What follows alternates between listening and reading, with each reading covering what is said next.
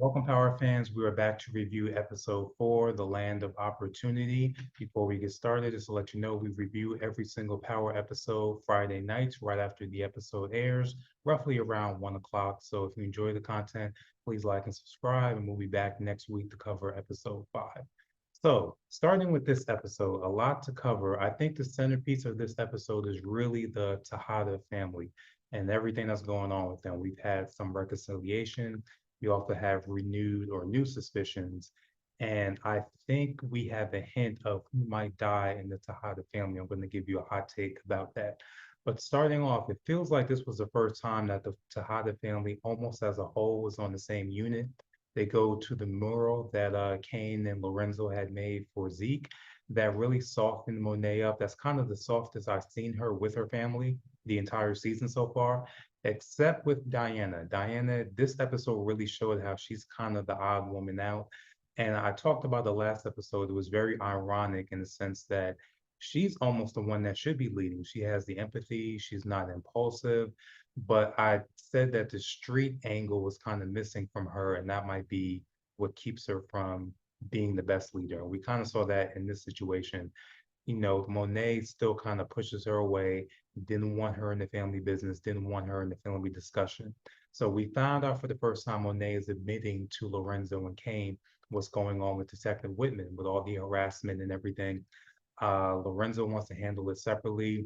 Monet kind of tells him that, me and Davis have it handled. We're going to take care of it. But we see the Tejada family for the first time almost kind of working as a unit. It was really cool to see them all together and trying to work things out. The big thing we got in this episode, though, is that Kane has been pushing too far. He's been trying to assert his leadership since taking over because he knows Lorenzo's secret. But now he's tipped off Monet. Now Monet knows something is going on. Before it was just Dru, but now it's Dru and Monet knows that there's something going on because Lorenzo wouldn't normally placate himself to let Kane be in a leadership position. So now Monet is going to be sniffing around, and that's going to make things even more complicated and more potentially explosive. But speaking of Kane and Lorenzo, something happened that I didn't see coming. I was predicting one of them were going to off each other.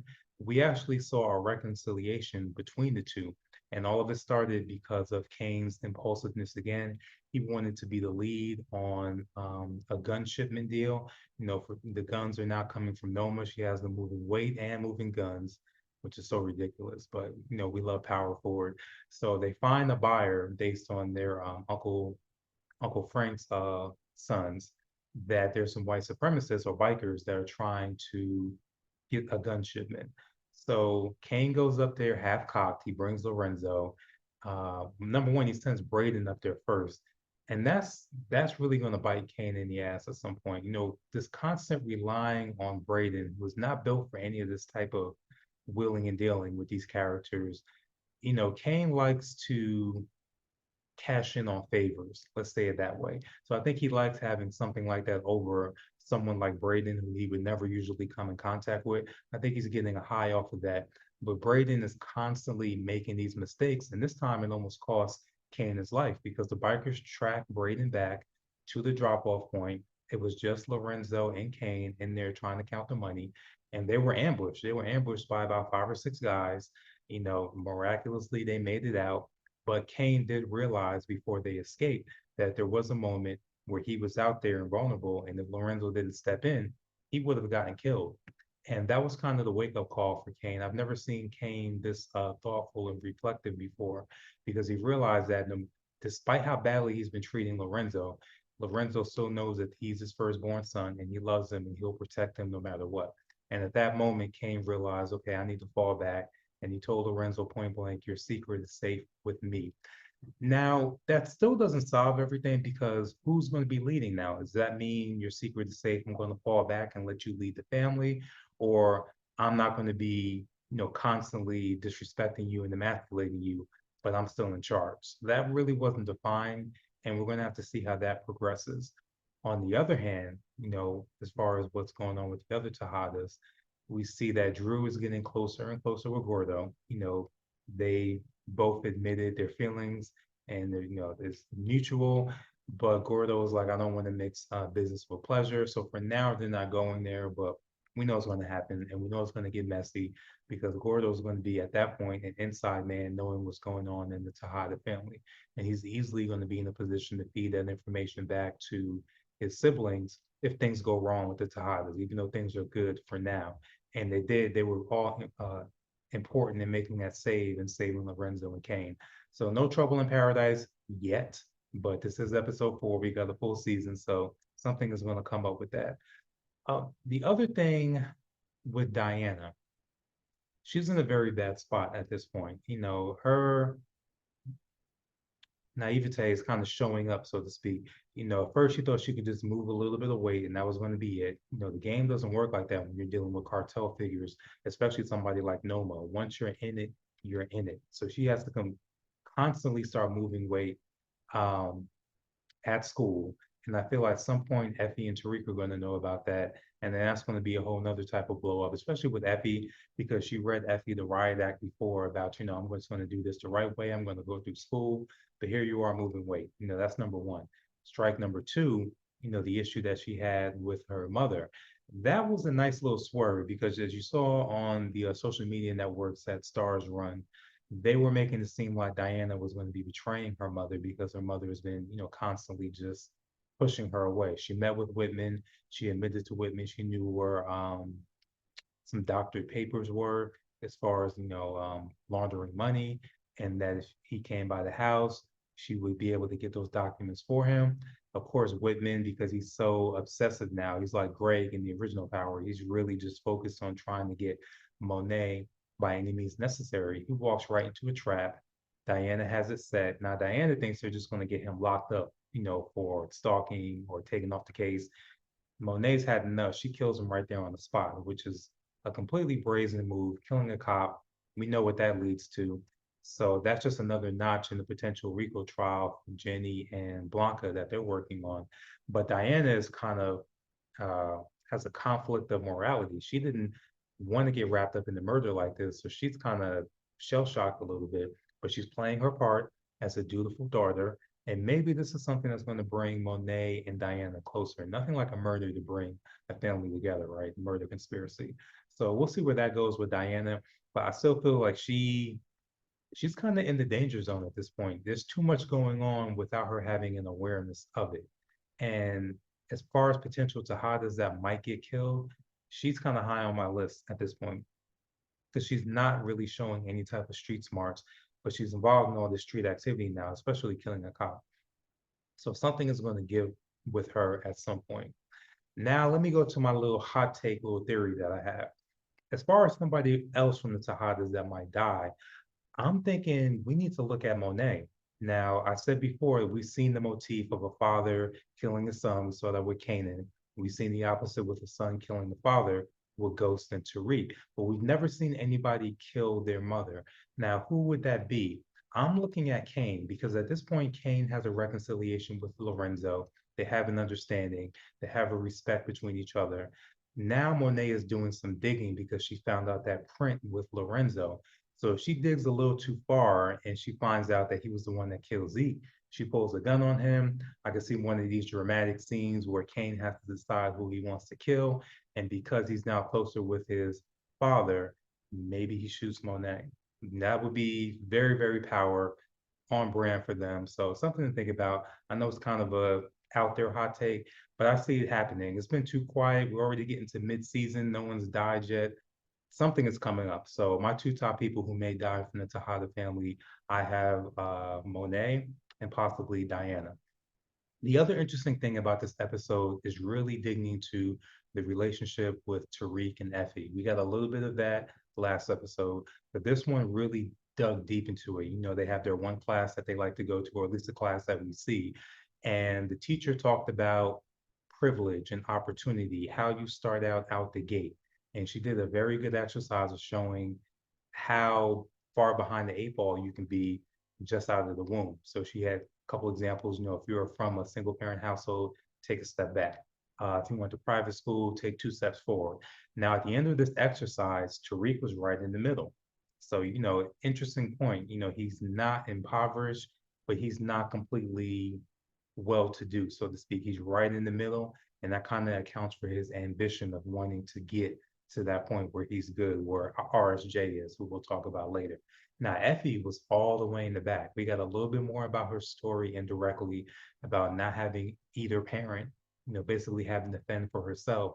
And that gives us an idea of why she's so driven to try and, number one, get out the game and try and get out to Stanford, out in California. And we had a touching moment where Tariq told her he supports her, and she's making him think about getting out of the game, and he potentially would want to go out there to California with her. Sounds great, but we know best laid plans like that are not going to happen in the power universe. And the thing that was hanging over their entire conversation is the secret about her killing Lauren, quote unquote. So when is that going to come out? And the way it's going, I'm thinking it might not come out from Effie, that maybe she gets killed before it comes out, because it's just constantly her not being able to tell him the truth. And we know we've seen Kane, he was dirty macking throughout the entire episode. He really has it for Effie, can't blame the man. But at the end, we saw something that was interesting where she begs him not to tell Tariq the truth. I have something good going on with him. Please don't do it. And he says, yes, I got you. He's very somber with it. Honestly, I don't believe him. But for now, I do think he's sincere. But I think Tariq is going to say or do something that pisses him off. And Kane is a very prideful person. And he's either going to blurt it out or it's going to come out in some type of way. And it's going to be very, very explosive to see what that does for the relationship with Effie and Tariq. But I feel it's on borrowed time. They're just getting to a good understanding, very healthy communication, and that's normally in power when everything falls apart. So that's what I see happening, unfortunately, with that relationship. But let's talk a little bit about RSJ. RSJ to me is what Tariq wants to be. He's well-to-do, richest black man in America, and he calls all the shots. When he came into that meeting with Lucas and Weston Holdings, he was completely at ease walking away from all that money, because money doesn't mean anything to him at this point. And Lucas showed his true colors. I think some of us thought, oh, he's cool. He might be the progressive one in the in Braden's family. It's not. No, it was just nonsense in the facade. The second he didn't get his way, look at how he was talking to Tariq. Basically like, this is your fault. Why do I have you in here? I'm like, if you wanted to strategize, all that should have happened before the meeting. But just wanting to use Tariq as a prop, thought you can handle everything, and then it blew up in your face because you don't know our culture. So Tariq is in a really good position now. He was the one that brought the deal home, and he's going to be the one that RSJ invests in. Now, here's something that RSJ said that stuck with me. The whole reason for him wanting to do this deal is that Tariq can promise him to remove the Queen's Child Project building that is preventing RSJ from doing the expansion that he wants to do. And Tariq was willing to take that out of his inheritance to do that for RSJ. But RSJ, he mentioned that your father did good, talking about ghosts, setting you up with an inheritance like that. I didn't have that. My father just left me with nothing but sorrow. So he already has a healthy respect for ghosts just by the fact that he left his son a legacy. So I'm wondering, as they start talking and building more, whether RSJ is going to be the one that kind of helps Tariq soften his view of his father. I know we've all talked about eventually we feel there's going to be a discussion between Tariq and the resurrected ghost version of Ghost. And I think by the time we get to that version, maybe RSJ is the one that kind of softens Tariq's view and makes him understand his father more. So we shall see about that. But I like RSJ so far. Nothing to indicate that he's into crime, but as I said before, to get that much wealth, you have to step on a lot of people. So we'll see where that goes. Tariq is already kind of very enamored with how he carries himself. Let's talk about Saxe for a minute. Now, I said before that I felt Saxe as a survivor, that at the end of the series, he's going to be the one that's always standing, but he's kind of in a dangerous zone at this point. He has a one-up on Jenny and Blanca because he's been able to get so much evidence or implied evidence of what he has with Davis. And also, he snooped a little bit too far, and he also has that phone number, which I did speculate he's going to be the one that kind of figures out Lauren's still alive. So that's going to go. I don't know what he's going to do with Lauren. I'm figuring he's going to bring her back, but I feel like Saxe is going to be the one to blow up that whole Rico case. Jenny's going to do something that emasculates him or hurts his feelings, and he's just going to go scorched earth, and that's going to be the end of her Rico. So keep an eye on Saxe. I still don't know what he's going to do with Davis. I feel like Theo has really kind of pulled at his heartstrings. So I do think he wants to help Theo, Davis's brother, get him out of prison. So that might prevent him from totally flipping on Davis and getting him wrapped up in that Rico. But we'll see. But he's really teetering between both sides. And we know on Davis's side, he has the Tejada family. So if he gets tipped off that Saxe has betrayed him, he won't have any issues sticking Monet and Lorenzo or whoever on Saxe to get him out of the picture. But for now, they're building a Rico. They're on the same page. We'll see what the response is when they find out that Whitman has been killed. You know, Jenny was the one that pushed him away in the first place, which made him kind of go on this vigilante mission. She doesn't seem like the type that feels any sympathy, but I do think it's going to make her more determined to try and focus on Monet of all people. So we'll see where that goes. As far as Lauren goes, you know, we do know we got a little bit more of her perspective. She's kind of going stir crazy. She was left up there with minimal food, no way to contact anybody except for Jenny. But she does have a healthy hatred now for Tariq and Effie because she sees the pictures. She thinks everything is just going great with them and they're happy she's gone. She doesn't know that Tariq feels a lot of guilt about what happened to her. She probably thinks that Tariq was in on it. So Lauren is eventually going to get out of there. I would say, if not by next episode, maybe 6 or 7. You know, but she'll be back by the end of the season. I don't know if she's going to be willing to testify. I think she will at first, but I see her having a conversation with Tariq where he lays his heart out, tells her he didn't know what Effie did, and that might make her freeze up on the stand, and she doesn't put Tariq, you know, in prison. Basically, talking about Lauren's testimony if she gets that far. I think that about covers everything. Anything you guys can think of that stood out to you this episode?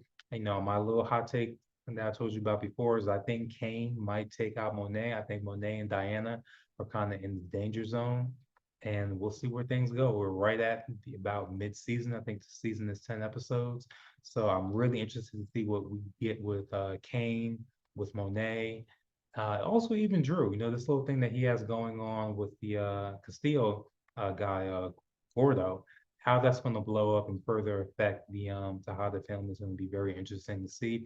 One other point, the only annoying character for me is this guy, Obi. I feel like every single time he comes on the screen, nothing positive to say about any American character. So I will be very happy when he gets got. You know, right now he is speaking for Noma, but I feel at some point he's going to make a misstep and Noma is going to be siding with, you know, Tariq and company, and Obi's going to be out of here. I'd be surprised if he makes it to the end of the season. But all right, that is episode 4, The Land of Opportunity. Let me know what you guys think, and we'll be back next week to cover episode 5 of Power of Ghosts, which will be posted on the website probably a little bit before 1 a.m. next Friday. Thank you, and we'll see you guys next week.